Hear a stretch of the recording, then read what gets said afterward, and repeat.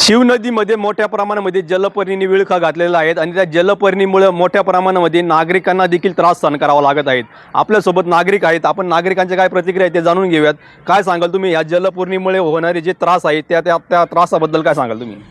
हा त्रास जलपर्णीचा म्हणजे अनेक वर्षांपासून सर्वसामान्य नागरिकांच्या आरोग्याशी मोठा छळ चाललेला आहे आणि ही लासलगाव, टाकळी, पिंपळगाव नजीक व ब्राह्मणगावमधून वाहणारी जी शिवनदी आहे ही अनेक वर्षांपासून नदी म्हणावा का गटार म्हणावा असं घाणीचं साम्राज्य यामध्ये जी पानवेली आहे यापासून होणारे मच्छर, डास, यापासून होणारे घातक आजार, मग ते मलेरिया असेल, डेंगू असेल, यापासून जनता खूप त्रस्त झालेली आहे। याविषयी अनेक वेळेस लोकल प्रशासन असेल किंवा आमचे लोकप्रतिनिधी असतील, आमदार साहेब असतील, यांच्याकडे अनेक वेळेस निवेदन देऊन त्यांना तोंडी सांगून आणि त्यांनी तोंडी अधिकाऱ्यांनाही सांगितले होते का याकडे लक्ष द्या, पण त्यांच्या सूचनेलाही संबंधित अधिकारी असतील किंवा संबंधित आरोग्य विभागाचे कोणी असतील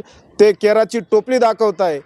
आणि आमचं सर्वसाधारण नागरिकांचं एवढंच म्हणणं आहे का आमचा जीव धोक्यातून कसा वाचेल, या सर्व 4-5 गावातील जी जनता आहे यांचा जीव कसा वाचेल, यांच्या आरोग्याकडे कोण लक्ष देईल, याकडे एकतर लोकल प्रशासन असेल किंवा लोकप्रतिनिधी असतील यांनी तात्काळ लक्ष दिले पाहिजे, हीच माझी सर्वांना विनंती आहे।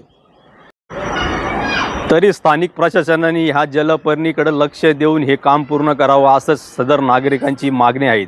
कॅमेरामन गोरखसह रवींद्र जाधव, LS मराठी, लासलगाव।